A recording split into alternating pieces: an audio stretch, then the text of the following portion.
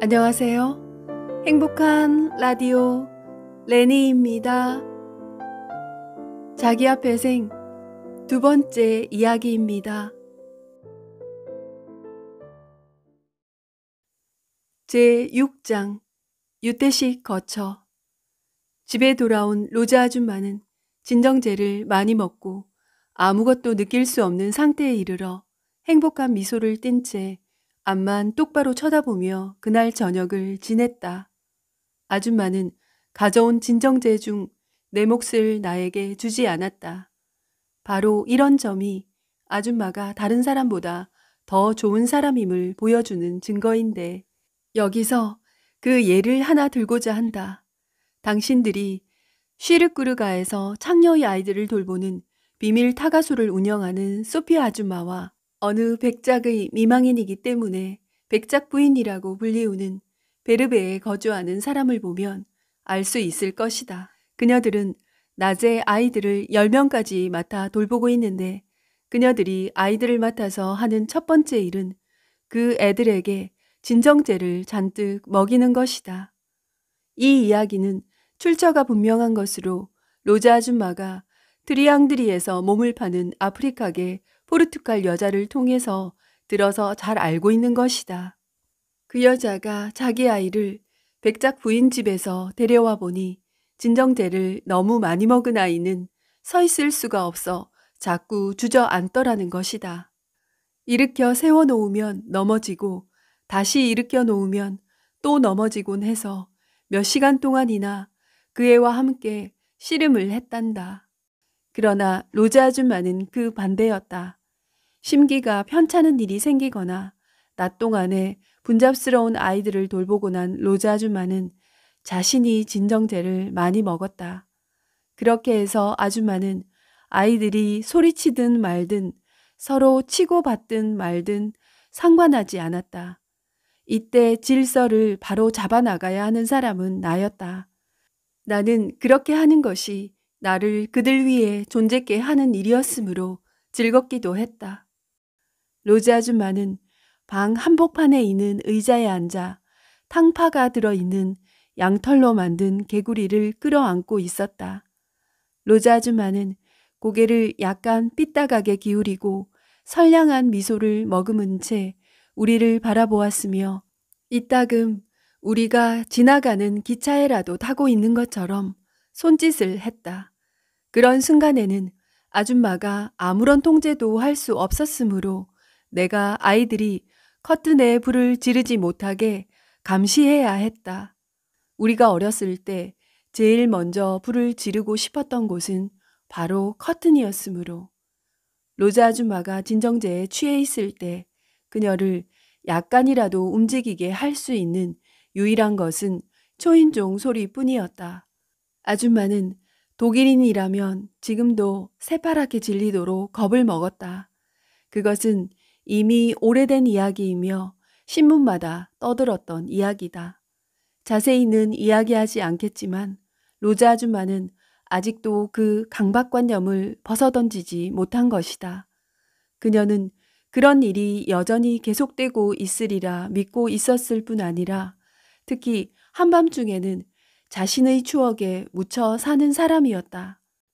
당신들은 그러하던 모든 사람이 죽고 매장된 오늘날에 와서 그런 일을 겁내는 건 완전히 바보 같은 짓이라 생각하겠지만, 유태인들은 워낙 사람들의 눈길을 끄는 데다가 특히 몰살의 위기를 겪고 나자 그런 생각에서 벗어날 수 없게 되었던 것이다. 그녀는 나에게 자주 나치와 게시타포에 대해 이야기해 주었다. 최소한 내 눈으로 직접 그 불행의 이유를 알아보았어야 했는데 내가 너무 늦게 태어나 무기와 짐을 든 나치와 게시타포들을 알 수 없게 된 것이 무척이나 유감스러웠다. 이제는 알아볼 수가 없는 것이다. 로자 아줌마가 초인종 소리에 두려워하는 모습이란 정말 최고의 희극이었다. 그 중에서도 가장 멋진 순간은 여명이 서서히 비쳐드는 이른 새벽이었다.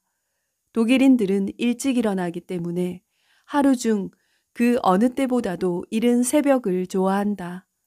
언젠가 우리들 가운데 한 명이 일어나서 살그머니 복도로 나가 초인종을 누른 적이 있었다.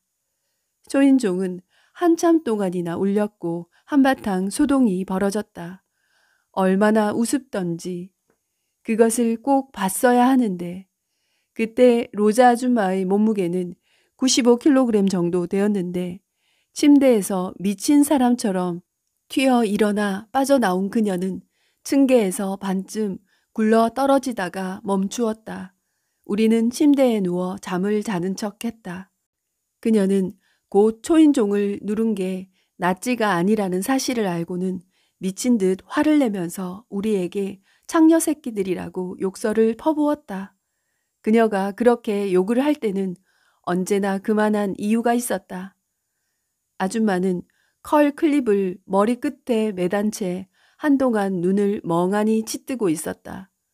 처음에 아줌마는 자신이 꿈을 꿨나 또는 초인종 소리가 울린 게 아니었나 하고 생각하다가 밖에서 들려온 소리가 아니겠지 생각하기도 했다. 그러나 우리들 중 한 명이 킥킥거리며 웃게 되자 이내 속았다는 것을 깨닫고는 화를 내다가 울기 시작했다. 나는 유태인들이 다른 사람들과 똑같은 인간이라고 생각하긴 하지만 그들에게 정상적인 것을 바라서는 안 된다고도 생각했다. 어떤 때는 우리가 초인종을 누르기 위해 일어나지도 않았는데 로자 아줌마 혼자서 그런 짓을 할 때도 있었다. 그녀는 갑자기 잠을 깨어 말하기 민망할 정도로 큰 엉덩이를 치켜 세우기도 했다. 초인종 소리를 들은 아줌마는 침대에서 빠져나와 평소 아끼는 엷은 보라색 쇼를 걸치고는 밖으로 달려나갔다. 누가 있는지 없는지 살펴보지도 않았다. 왜냐하면 그 초인종 소리는 아줌마의 내부에서 울려 나오는 소리였기 때문이다. 그것이 가장 나쁜 증상이었다.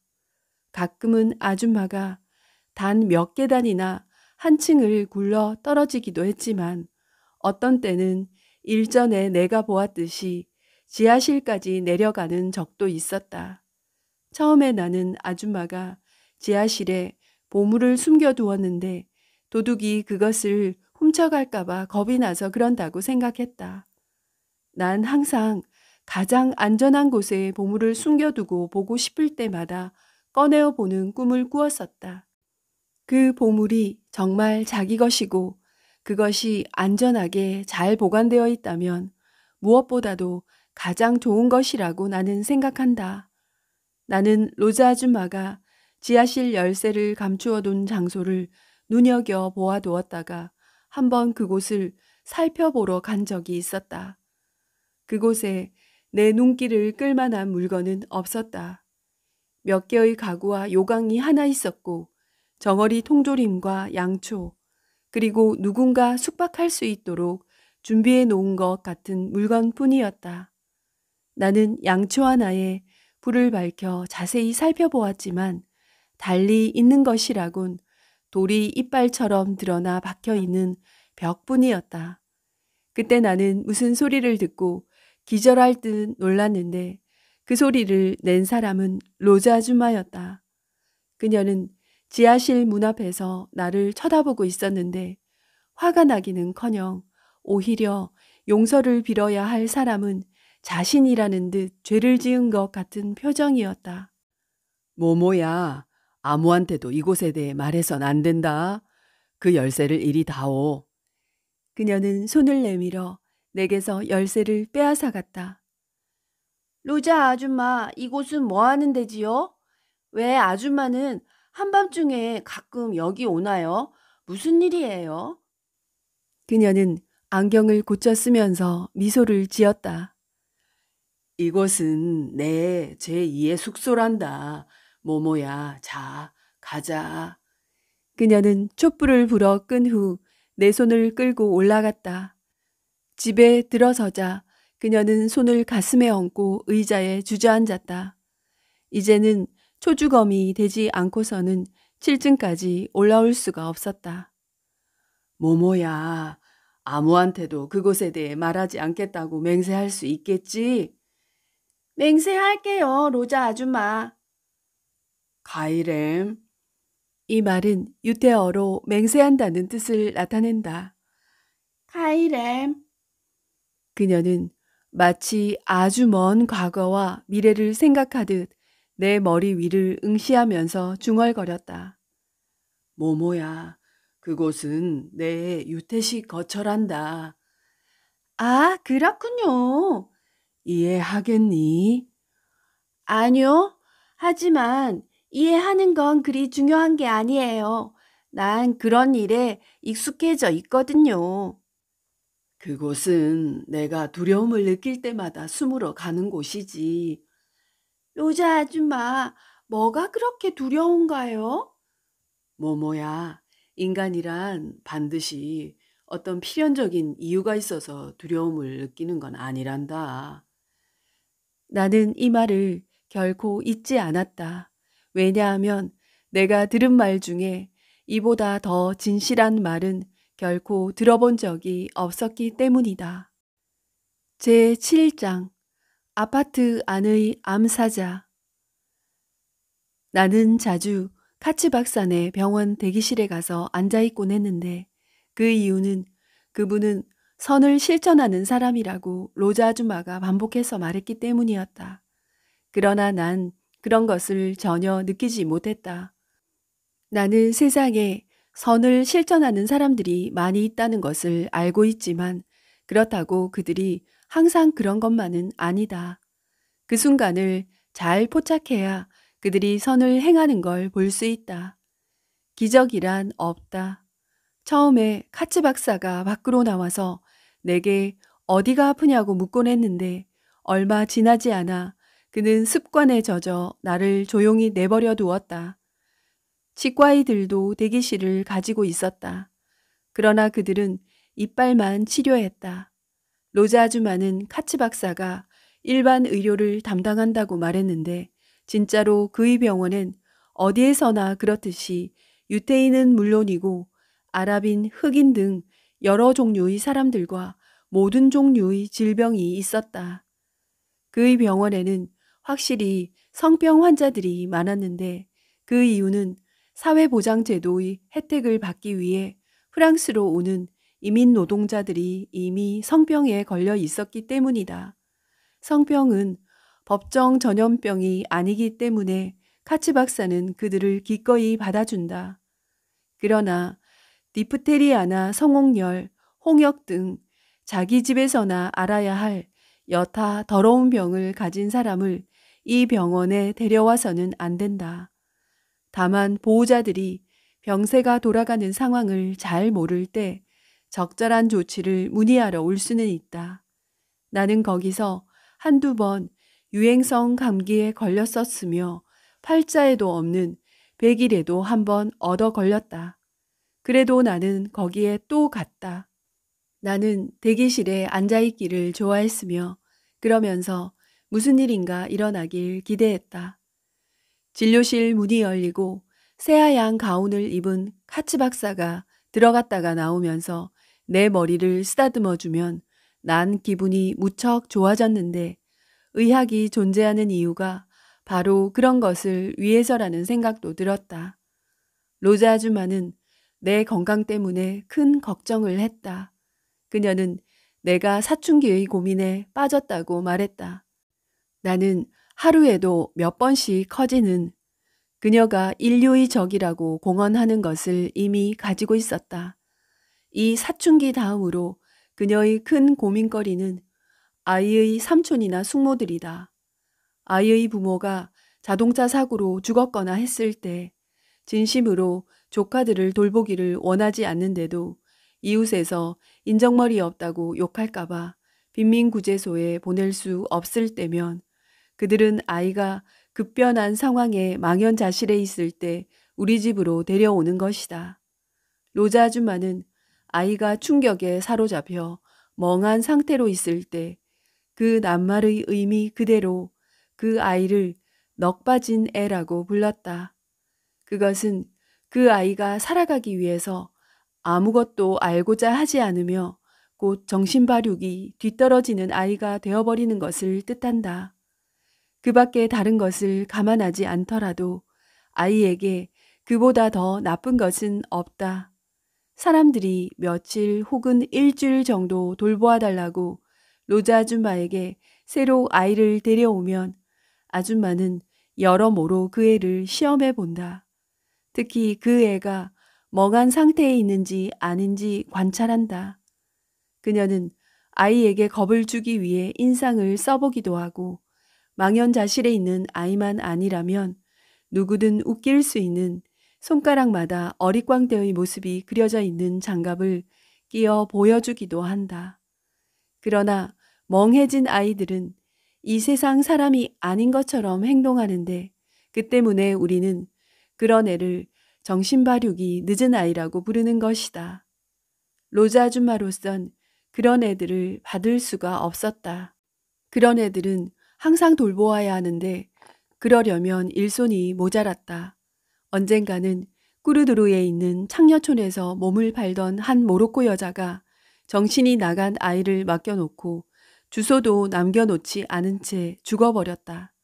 그 애를 공공기관에 보내려면 그 애의 신원을 증명하기 위한 서류가 있어야 했으므로 로자 아줌마는 가짜 서류를 만들었는데 그 일이 끝나자 로자 아줌마는 몹시 아팠었다. 아줌마에게 있어 아이를 공공기관에 보내는 것보다 더 가슴 아픈 일은 없었던 것이다. 아무리 건강한 아이라 할지라도 위험은 있게 마련이다.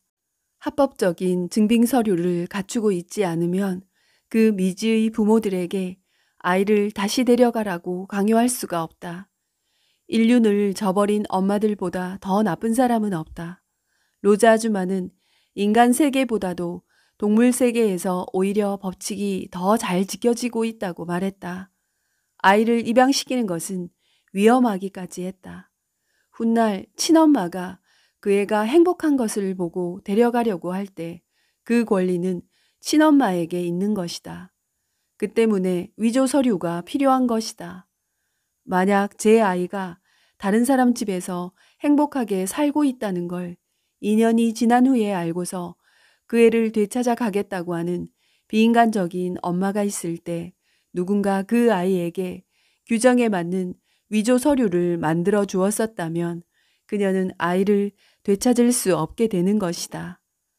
로자 아줌마는 동물의 세계가 인간 세계보다 더 좋은 점이 많다고 말했다.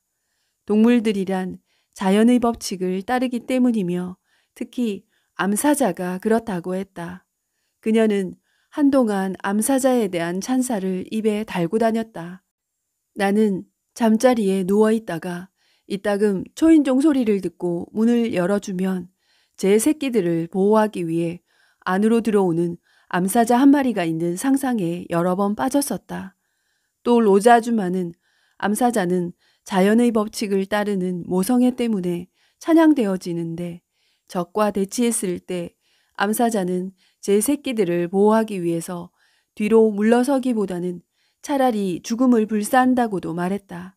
그것이 바로 정글의 법칙이다.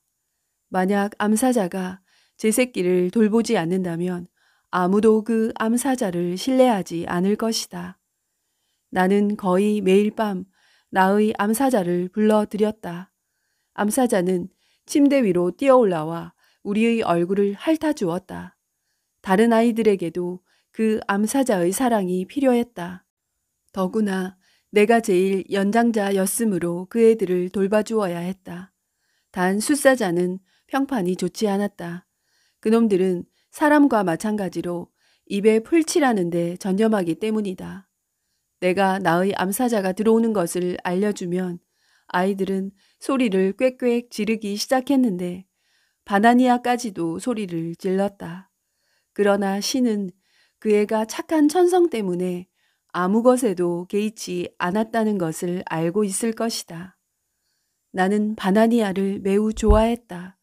그 애는 형편이 넉넉한 한 프랑스 가정에서 양자로 데려갔다. 언젠가는 꼭 그 애를 보러 갈 작정이다. 결국 로자 아줌마까지 자신이 잠들어 있는 동안 내가 암사자 한 마리를 불러들인다는 사실을 알게 되었다. 아줌마도 그것이 진짜가 아니고 단지 내가 자연의 법칙을 꿈꾸고 있다는 걸 알았으나 점점 더 신경질적으로 되더니 급기야 자신의 아파트 안에 야생동물이 있다는 생각에 밤마다 공포에 사로잡히게 되었다. 그녀는 소리를 지르면서 잠을 깨곤 했는데 그건 내게 있어선 단지 몽상이었지만 아줌마에게는 악몽이었던 것이다.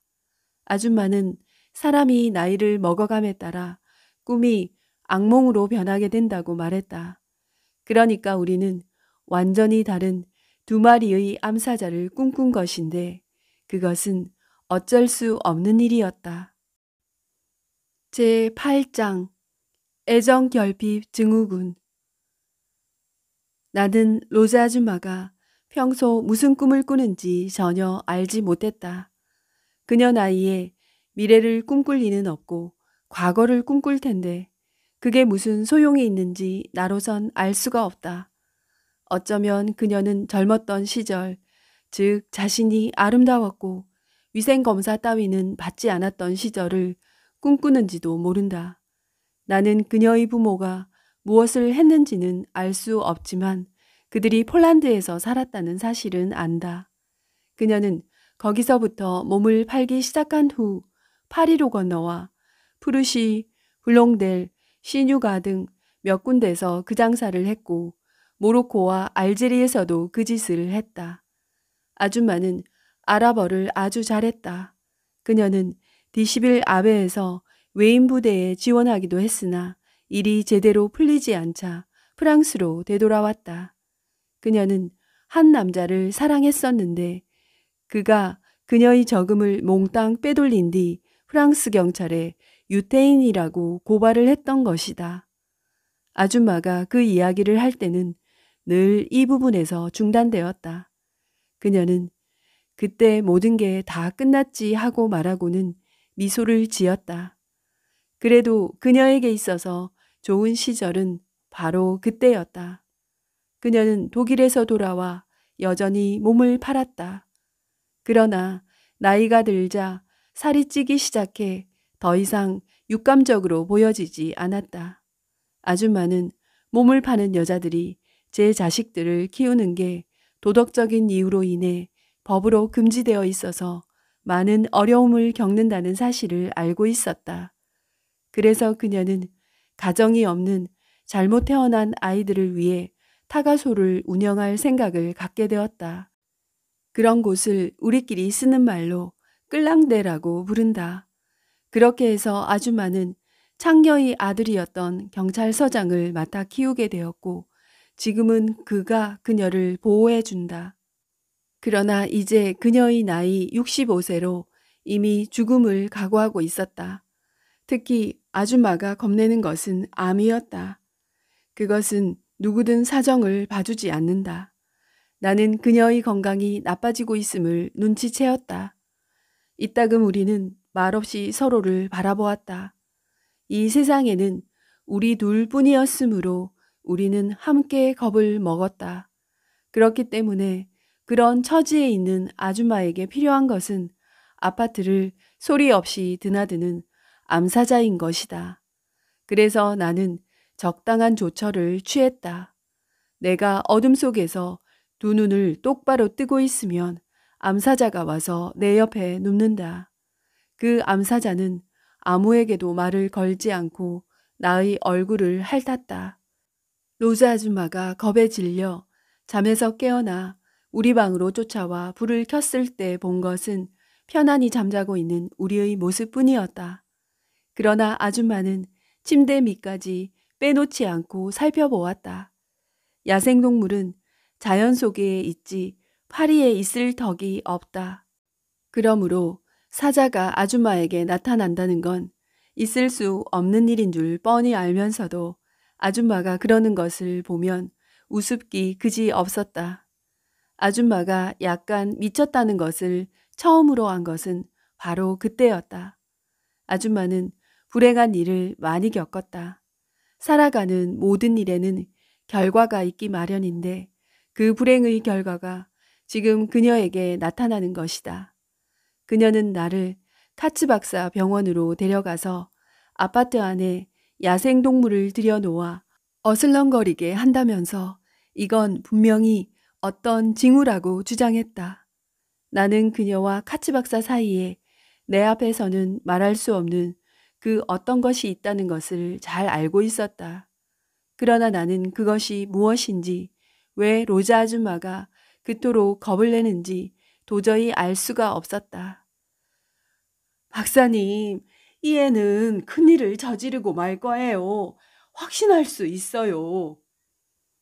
어리석은 말 하지 말아요, 로자 부인. 겁낼 것 없어요. 모모는 착한 애예요. 그건 병이 아니오.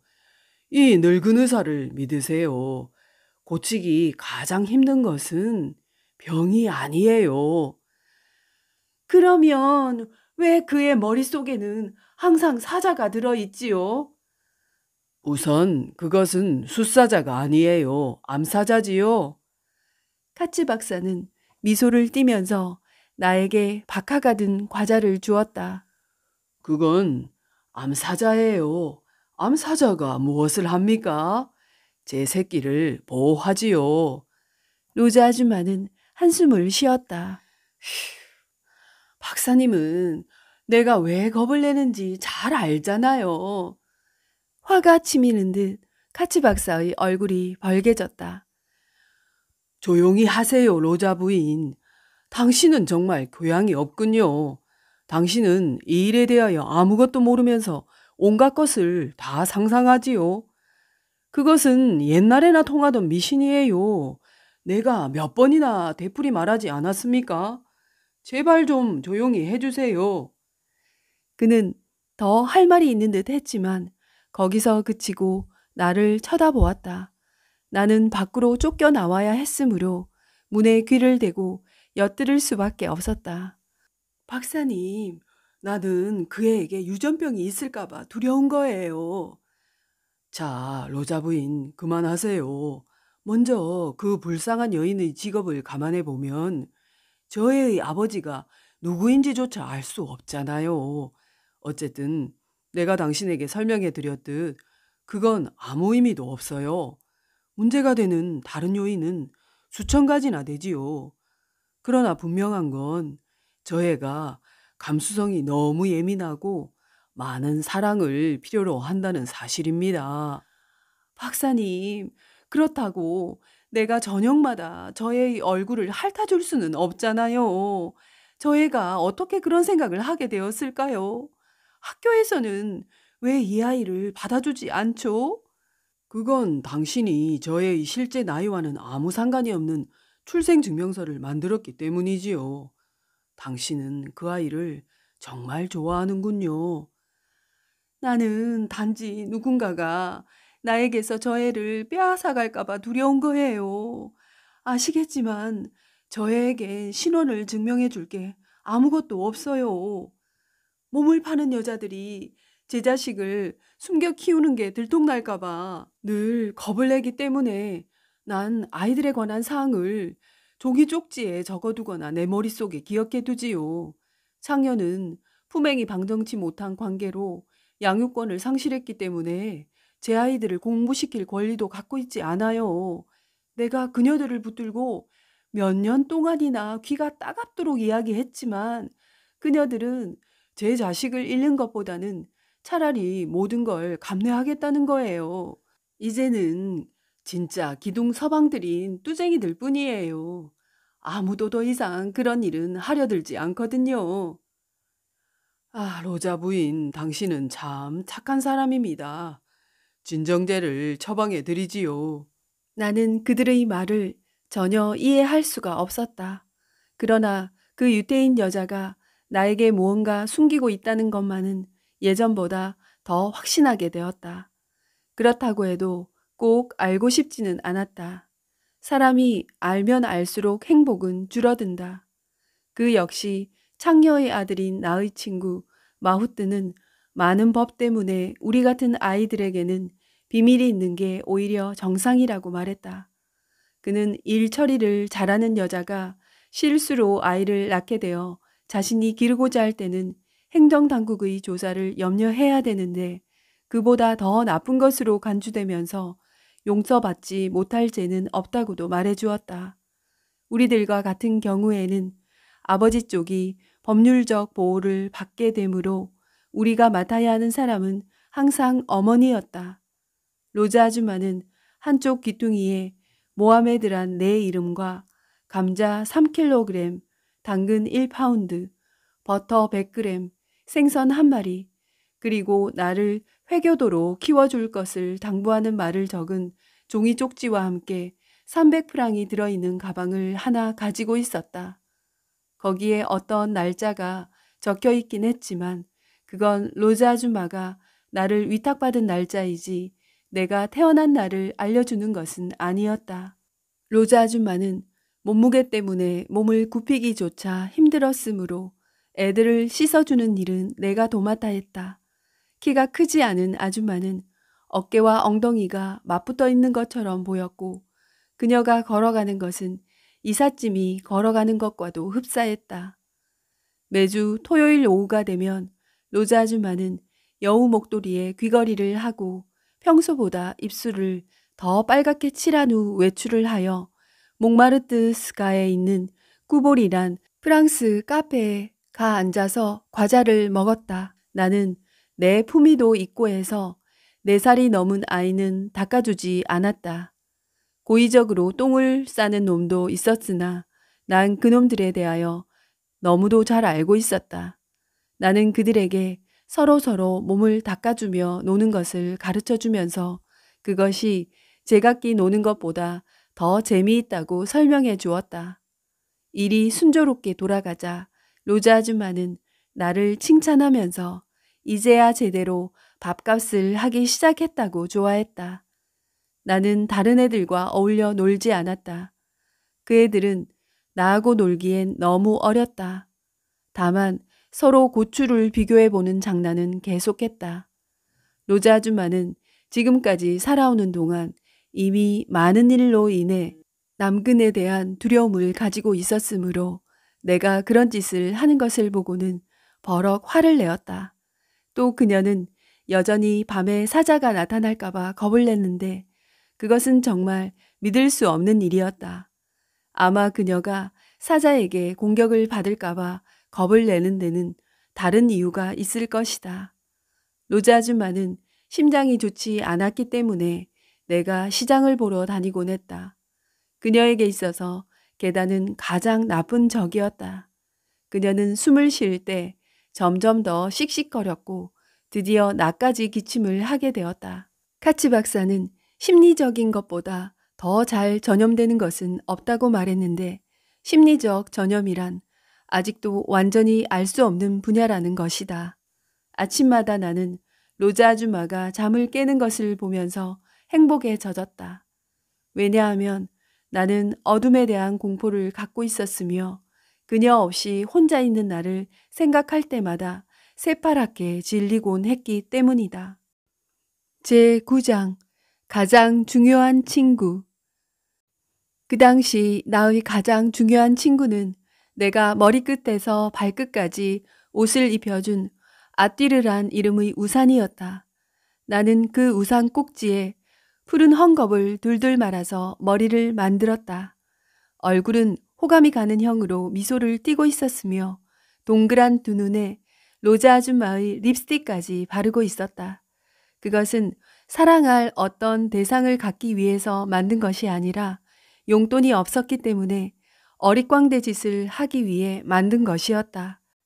이따금 프랑스인들이 사는 구역에 가곤 했는데 그곳에서 그런 것들을 보았었다.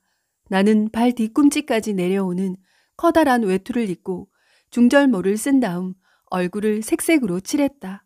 사람들은 나와 아띠르를 보고는 즐거워했다. 우리는 인도에서 익사를 부려 하루에 20프랑까지도 벌었다. 그러나 경찰이 항상 빈둥거리는 미성년자들을 감시하고 있었으므로 조심해야만 했다.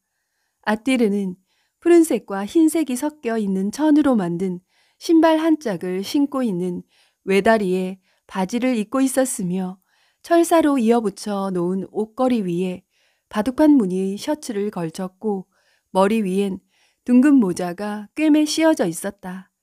내가 은다 아메데 씨에게 내 우산에게 입힐 옷을 빌려달라고 했을 때 그가 어떻게 했는지 알겠는가? 그는 나를 벨빌가에 있는 뿔도르로 데려갔다.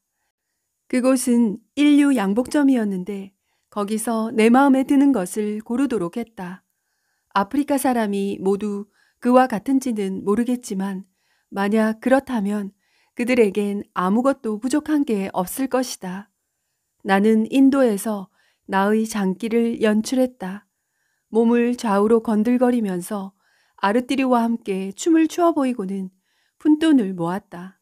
화를 내는 사람도 있고 어린애에게 저런 짓을 시키다니 용서할 수 없는 일이라고 말하는 사람도 있었다. 나는 누가 그런 짓을 시켰다는 것인지 도통 알 수가 없었다. 웃자고 이 짓을 하는데 사람들은 왜 이상한 생각을 하는지 모르겠다. 이따금 아띠르가 부서지기도 했으나 나는 옷걸이에 못을 쳐 어깨를 다시 만들어 주었다. 아띠르의 한쪽 바지가랑이는 비어 있었는데 그건 우산에게 있어서는 정상적인 것이다. 하밀 할아버지는 좋아하지 않으셨다. 그는 아띠르가 아프리카 토인들이 숭배하는 물신을 닮았으며 그것은 우리의 종교에 반하는 것이라고 했다. 나는 신자는 아니다. 그러나 인간이 뭔가 이상한 것을 가지고 있다면 그것이 아무 것과도 닮지 않았다 하더라도 혹시 뭔가를 이루어주지 않을까 하는 희망을 가지는 건 사실이다. 나는 두 팔로 아띠르를 꼭 끌어안고 잠을 잤다. 그러고 아침마다 로즈 아줌마가 여전히 숨을 쉬고 있는지를 버릇처럼 살펴보았다. 나는 교회에 가본 적이 없다. 그것은 진짜 종교에 위배되는 것이다. 내가 가장 싫어하는 것은 바로 그런 일에 가담하는 일이다.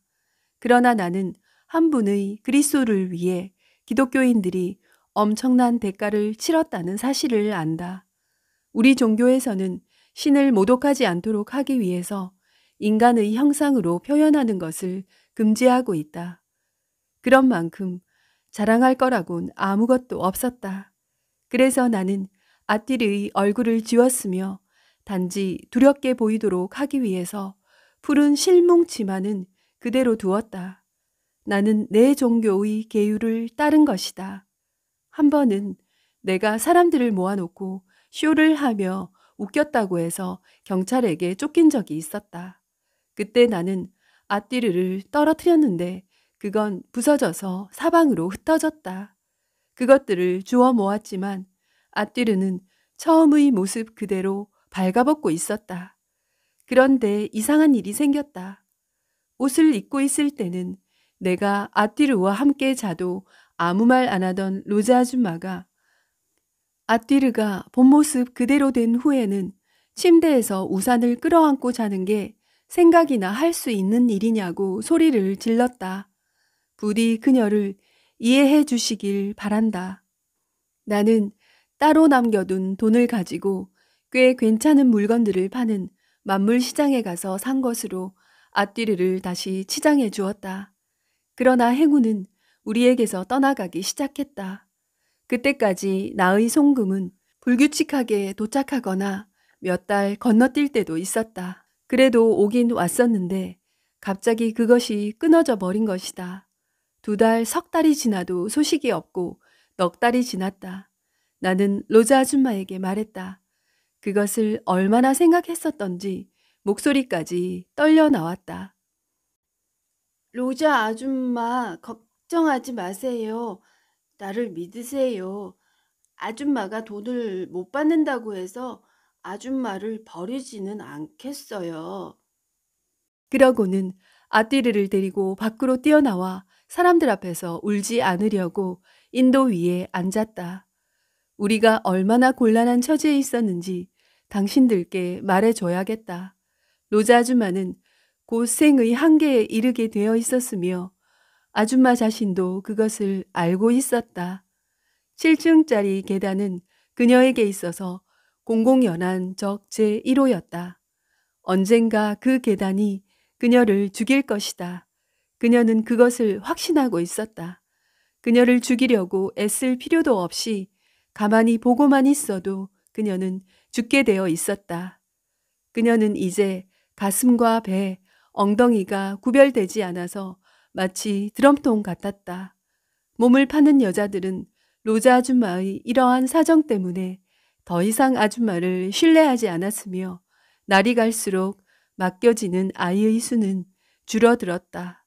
그 여자들은 아줌마가 더는 아무도 돌볼 수 없다는 것을 잘 알고 있었으므로 값을 좀 더 비싸게 부르더라도 소피아 아줌마나 알제리인 거리에 있는 아이샤 아줌마한테 맡기길 원했다. 그 두 아줌마는 돈을 많이 벌었는데 그건 쉬운 일이었다. 로자 아줌마가 개인적으로 알고 지내던 창녀들은 세대가 바뀌면서 사라져 갔던 것이다.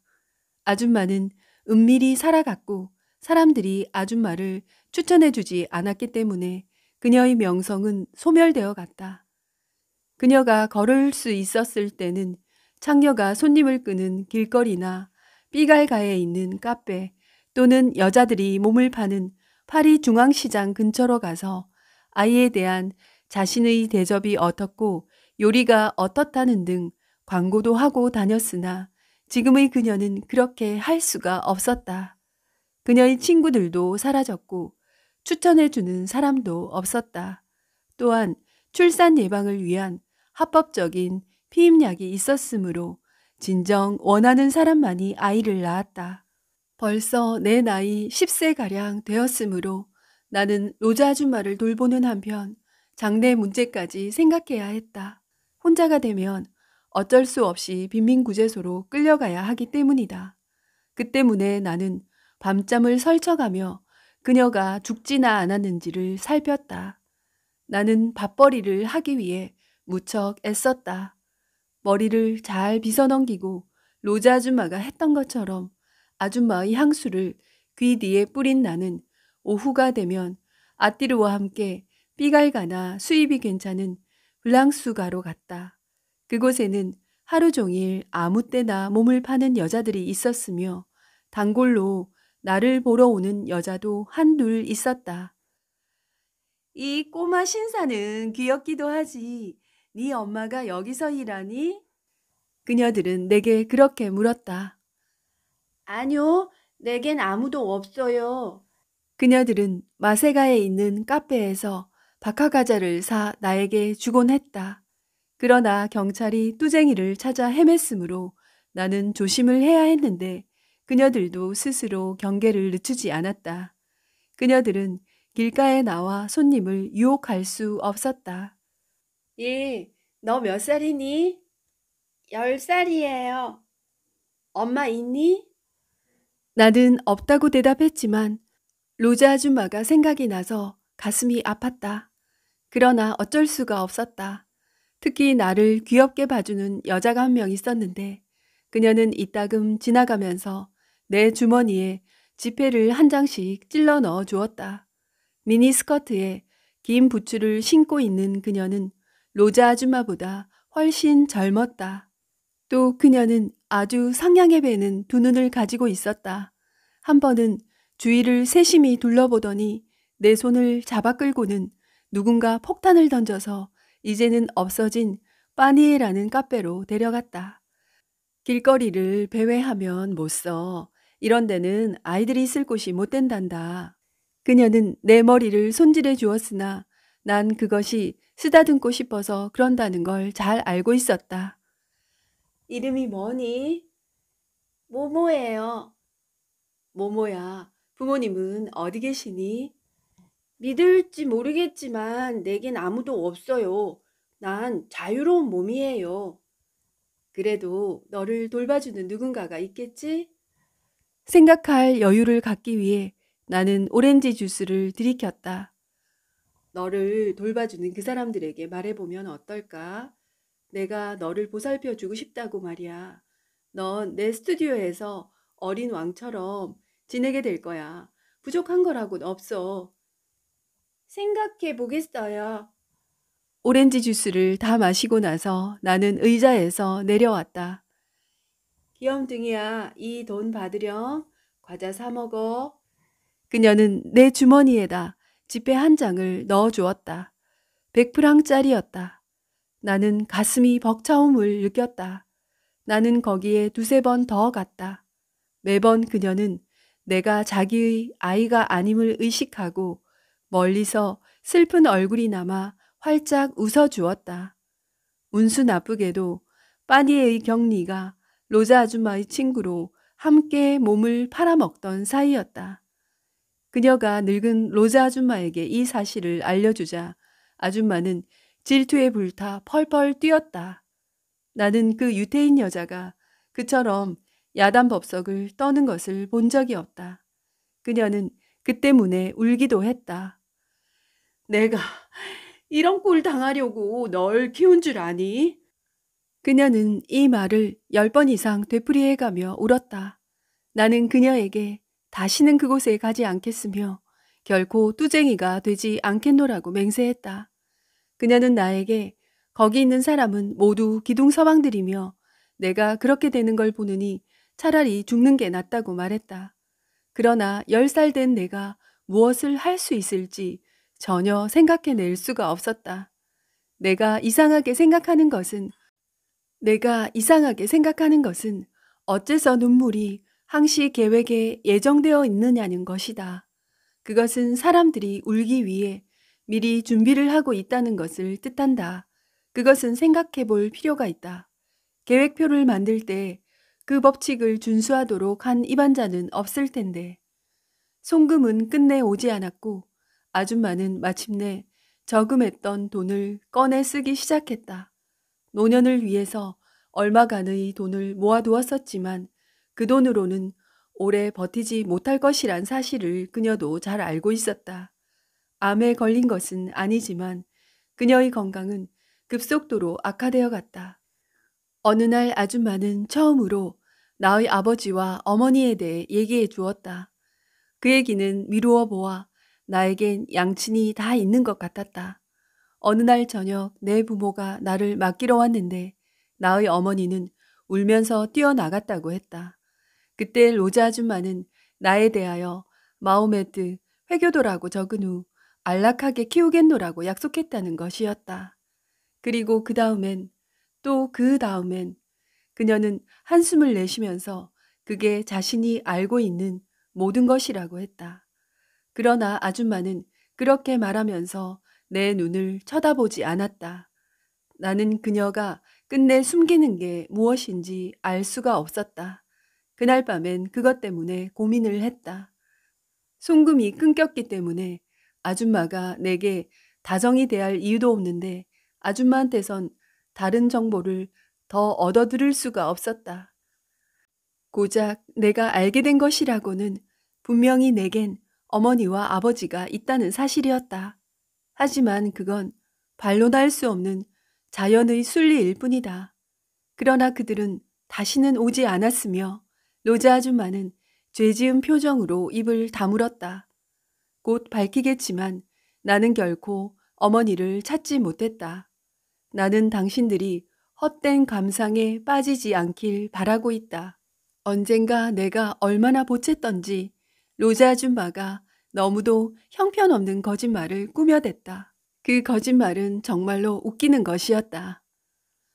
내 생각엔 네 엄마가 가문 좋은 집안에서 태어난 탓인지 부르주아적인 편견에 물들어 있는 것 같았어. 그녀는 내가 자신의 직업을 아는 것을 원치 않았단다. 그래서 그녀는 다시 오지 못할 것이란 생각 때문에 찢어지는 가슴으로 흐느끼면서 떠났던 게야. 그 편견은 잘못 쓴 약이 쇼크를 일으키듯이 너에게 깊은 상처를 줄까봐 생긴 것이지. 로자 아줌마는 제풀에 서러워 울기 시작했다. 그녀처럼 아름다운 이야기를 좋아하는 사람은 다시 없을 것이다. 내가 카치 박사에게 그 이야기를 하자 그는 당연한 것으로 받아들이며 창렬한 정신적 견지를 고수하고 있는 거라고 했다. 빅톨 위고를 독파했으며 동년배의 그 누구보다도 인생 경험이 풍부한 하밀 할아버지는 웃으면서 그 어떤 것도 완전히 희거나 완전히 검지 않은 법이라고 설명해 주셨다. 흰 것이란 흔히 검은 것이 숨겨져 있는 것이며 검은 것은 흰 것을 내포하고 있다고 했다. 그는 박하차를 가져온 드리스 씨를 쳐다보면서 덧붙였다. 나의 오랜 경험을 믿으렴.